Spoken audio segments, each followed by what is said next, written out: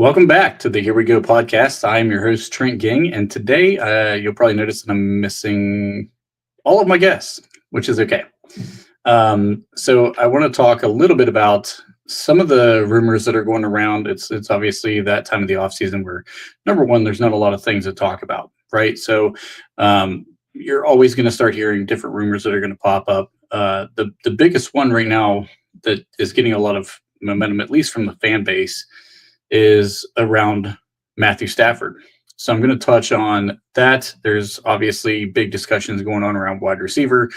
So guys like Deebo, Samuel, Cooper, Kupp's names have been thrown into the mix here.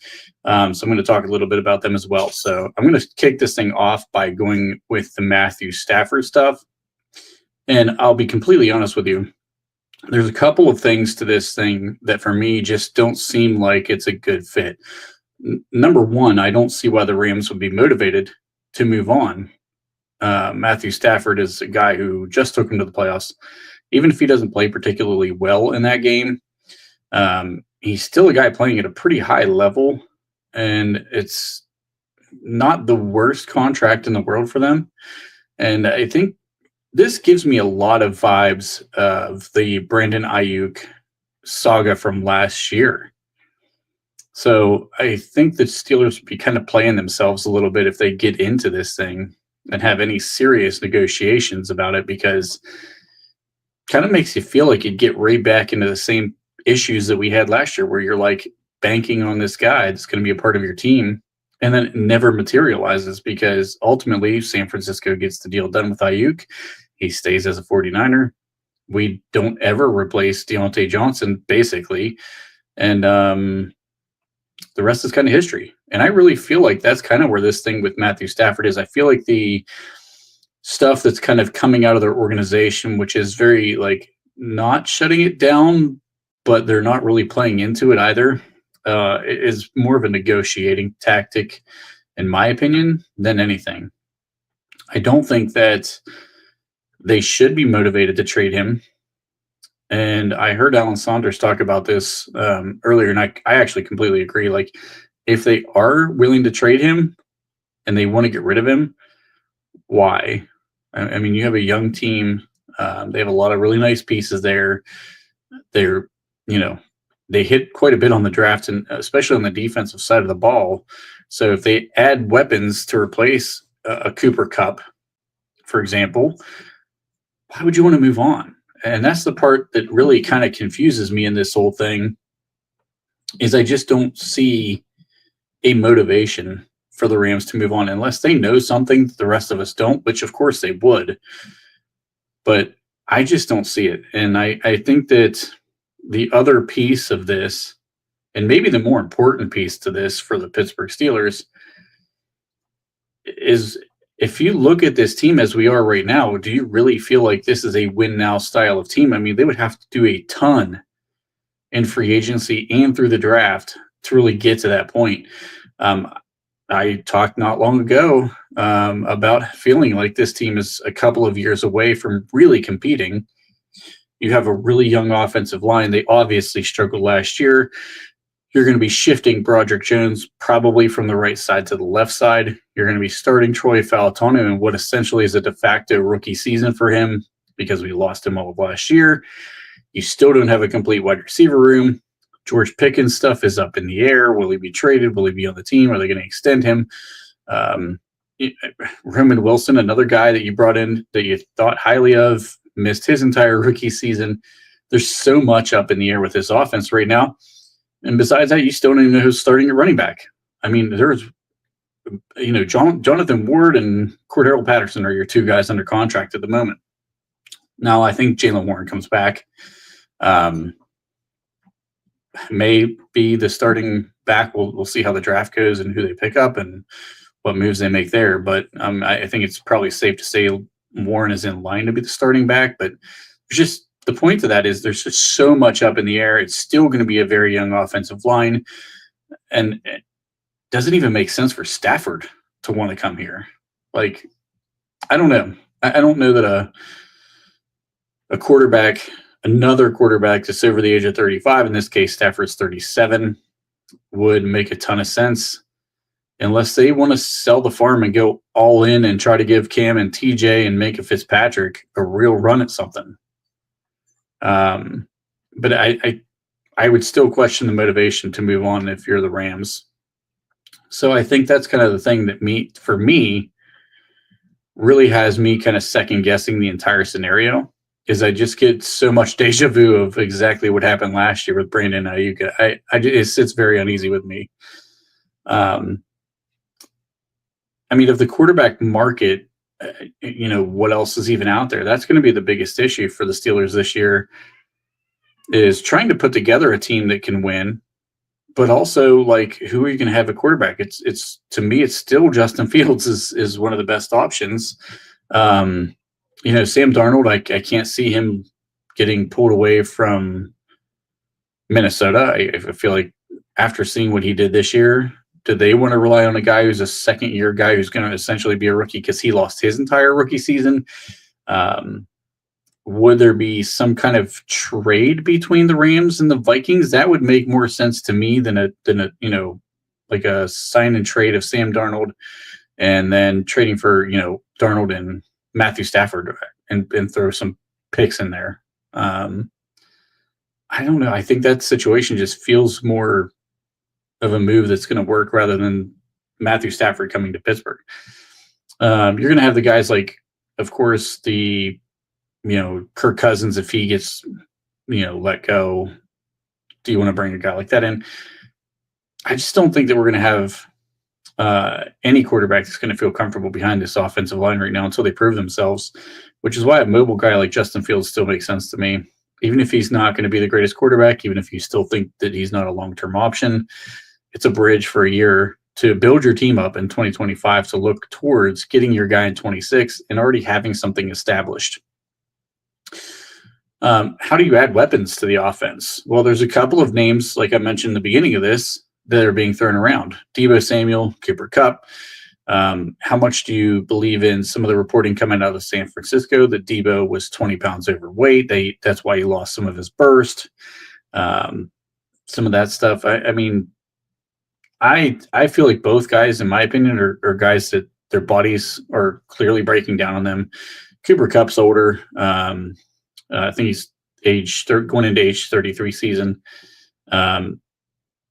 He's still produced fairly well. Better than anything we had in Pittsburgh. I mean, Van Jefferson didn't do much. Calvin Austin didn't do a ton. It was really George Pickens or bust. So, I mean, I think it's safe to say he's an upgrade. But if I'm thinking with my mindset of where I think this team's going, is I think this team is actually, it just needs to understand that you have to build for the future right now.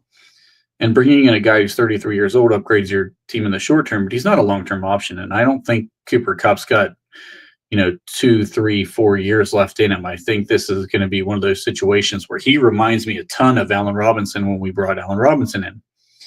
I think he had 400 or 500 yards. Of course, Cooper Kupp had more than that this past season. But then he came to the Steelers and he basically was non-existent. I mean, the dude was in there to block. I mean, he was exactly what Van Jefferson was, and he really wasn't any different than Van Jefferson. Actually, Van caught more touchdowns.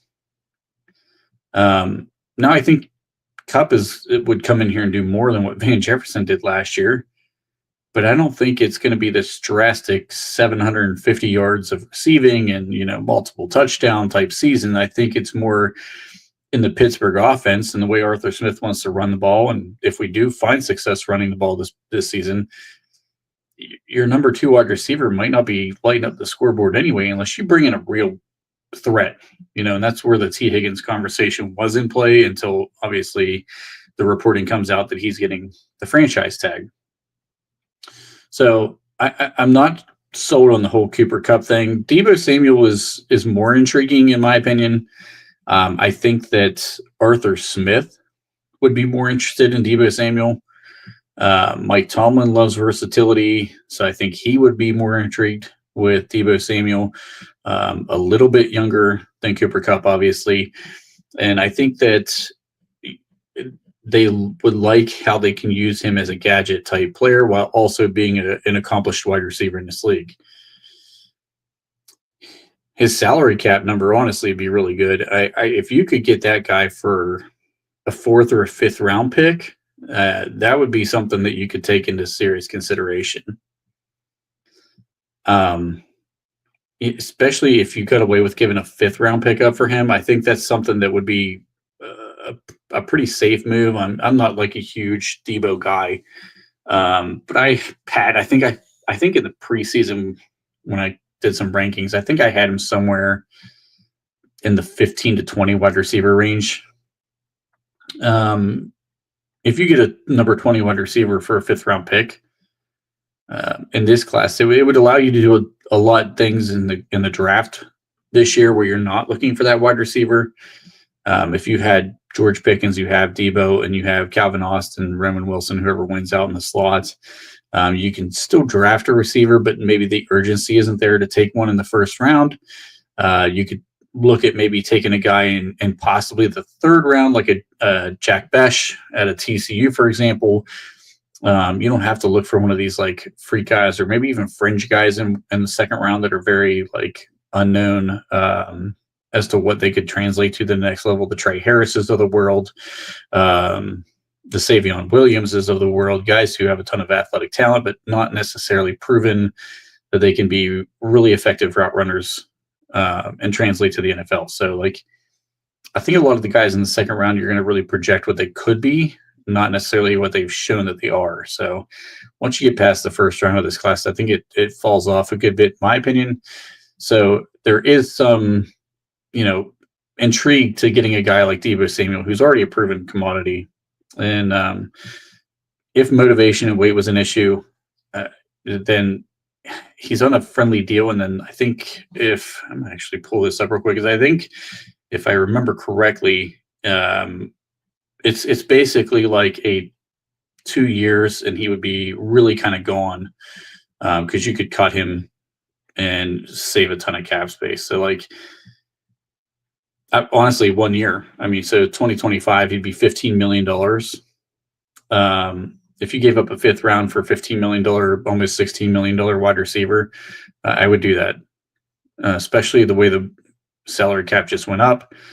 And I think that it would make a ton of sense for both sides because he would get utilization as a running back with the fact that we really don't have any running backs right now. He'd be utilized as a wide receiver. I think Arthur Smith would try to get a little more creative to get him the ball in ways that he didn't do for a guy like a Van Jefferson. So I think there probably is and probably should be some intrigue between both sides in that one.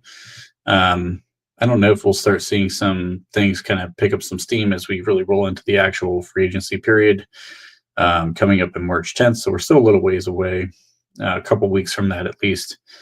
So we'll kind of see how things play out. But I think that one of any of the trade scenarios that I've kind of seen thrown out there, I do think the Deebo Samuel one makes a little bit of sense.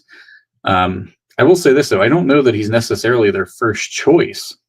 If a guy like Christian Kirk gets cut, I could easily see Christian Kirk moving to the front of that line and being like their guy that they'd be completely satisfied picking up.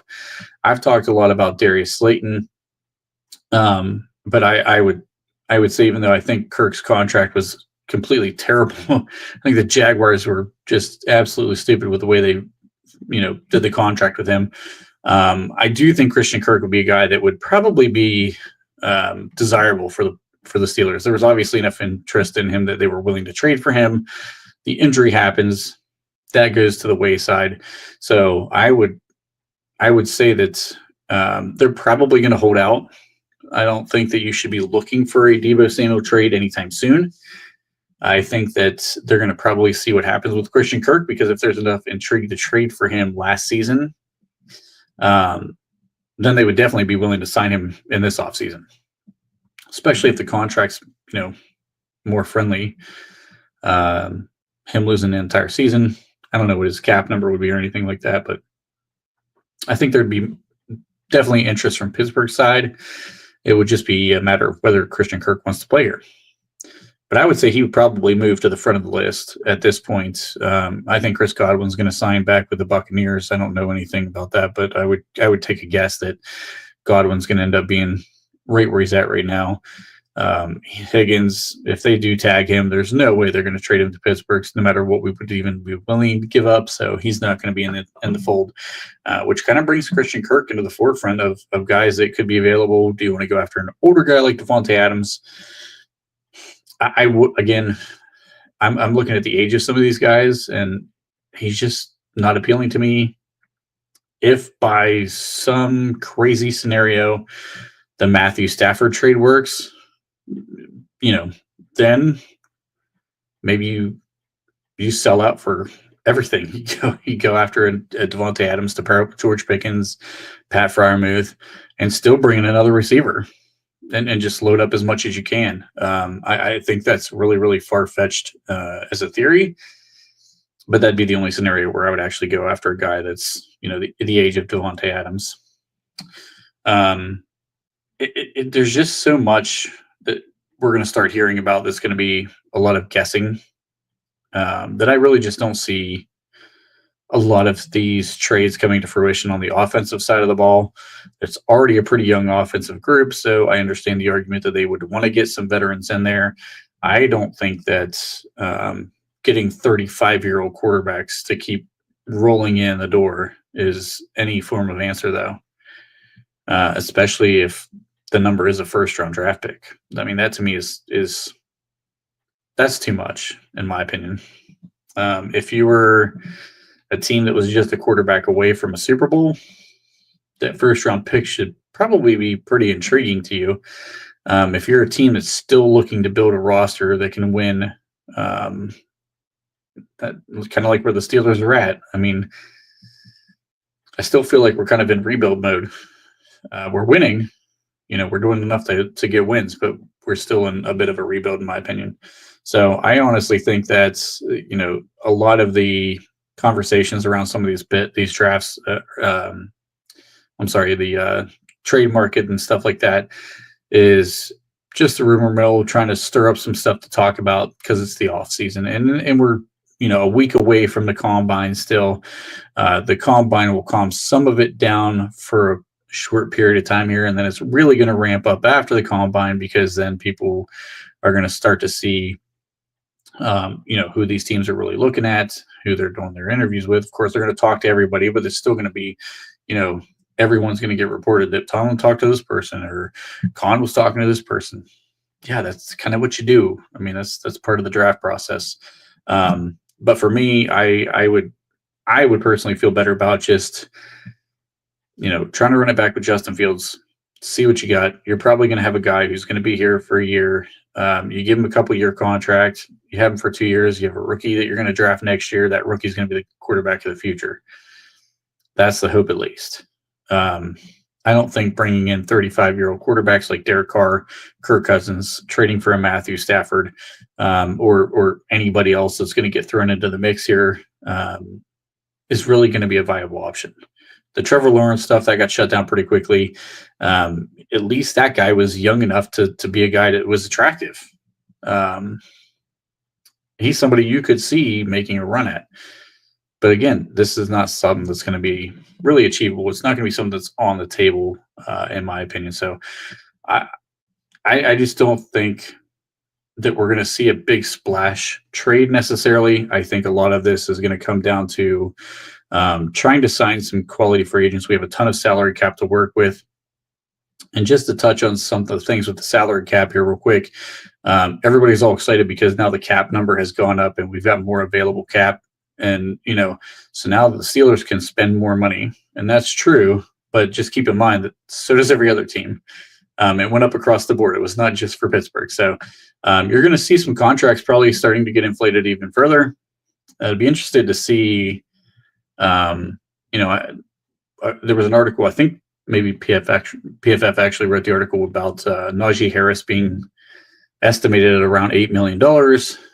People are calling that like an overpay for him and things like that. He'll be a guy just because I really think Najee kind of got a raw deal here in Pittsburgh with the offensive lines he's had to play behind. But you're going to see probably different positions as well as, the normal positions getting some inflated contracts because of the fact that we took another big jump in the salary cap with the NFL. So we're going to see some contracts that we're going to be like, this is absolutely crazy. Why would you give this guy this kind of money? Well, it's because the money's there. The thing that I'm hopeful for, I think Omar Khan is going to be a bit more aggressive this offseason than what we've seen the Steelers be in the past. And I'm hoping that means, I would love them to attack corner. Corner would be a position that I continue to talk about as we go through this process, because I think whether it be a guy like Asante Samuel Jr., who's extremely young, he's only 25 years old. He was a former first-round pick, still fluid, but didn't quite live up to the hype. Do you want to go after a guy like that? Do you want to go after a more proven guy like a DJ Reed? He would be somebody that I would be very, very interested in, because I think that he is kind of a good fit, maybe overshadowed playing across from Sauce Gardner. He'd be probably, I think, one of the top on a lot of guys' list. I really like Carlton Davis. I've always liked Carlton Davis. It'd be interesting to see what they do if they try to go after him. He's 28. He'd be another guy that I think would be a really nice fit across from Joey Porter Jr. He's played a not an exact style, but a similar style to what Joey Porter Jr. does. Be somebody that could be help mentor him while also still playing at a high level. So he would be a guy I would personally like to go after. And even a guy like Charvarius Ward, I mean, he's 20, almost 30, 29 right now, almost 30 years old. But he's still playing at a pretty high level himself. Obviously, his tragic situation is getting him out of San Francisco. And it's understandable, but a guy playing at a high level like him, he'd be an interesting guy for me to see the Steelers target as well. I don't personally want this, but I could see some salary cap being spent at the defensive line position as well, bringing in some guys there. I just such a deep class that I really would love to see them go in a different direction, but I can totally understand if they choose to go with defensive line here.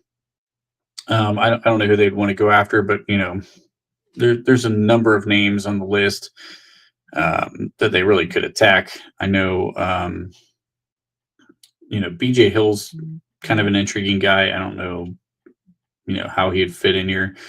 Javon Kinlaw is a guy who I think would be, his name's probably going to get talked about a little bit.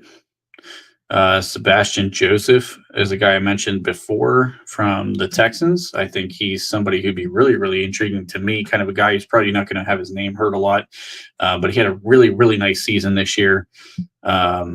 He's still a bit of an older guy. He's about 30, but I think his name is somebody who should get tossed into the mix of this, because I think he'd be a pretty good fit in our scheme.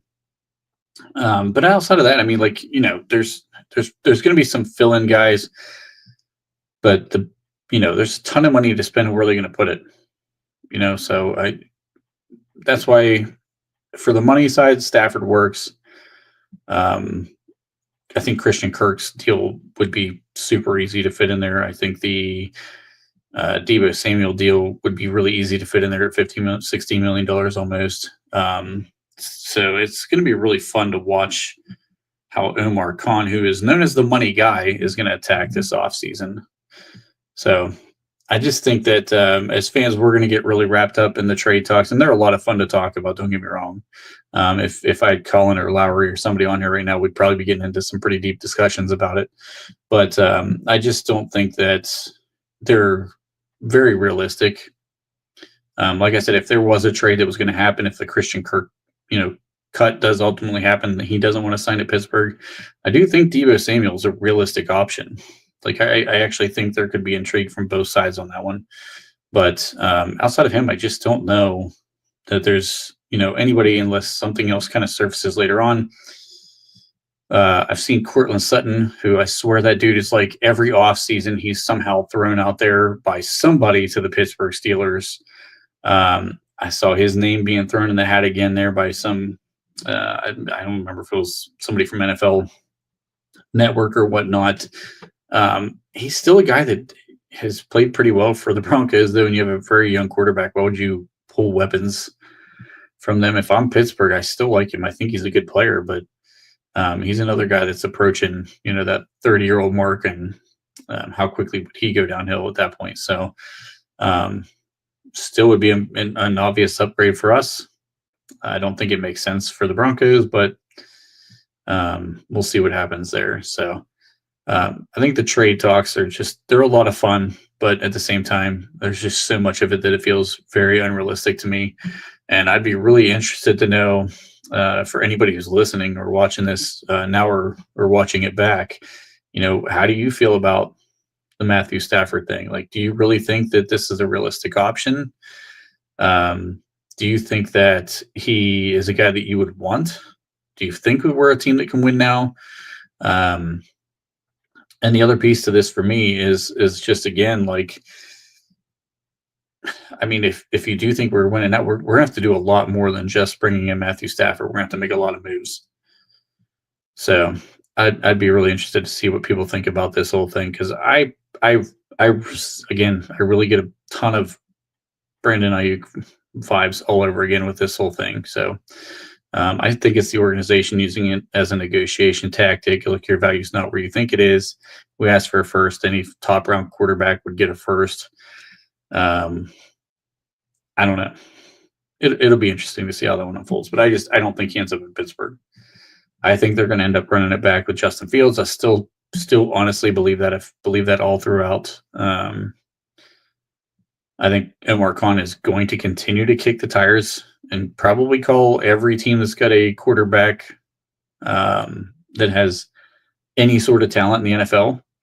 So you're probably going to hear a lot more of these conversations coming up, a lot more rumors coming up, because they should. Because, I don't think the organization is sold on Justin Fields or Russell Wilson being a long-term option for the team. And if you're not sold on a long-term option, then go find one. If they can find one this year and it happens to work out, then great. If it's very unlikely, you may run it back with a guy like Fields, like I said, for a year or two, and get that rookie quarterback that you do believe in to be the quarterback of the future. So, we'll see how things play out with that. But I'd love to see the comments out on this video and see what people think. So I don't have too much more for you today. I'm going to try to get another live in here going this weekend. Probably either Saturday or Sunday. But as always, I definitely appreciate everybody listening, giving feedback, ask questions, throw comments, tell me about how wrong I am. I'm fine with any of it. It's all fun. So again, like, share, subscribe, all that good stuff. Talk to you later.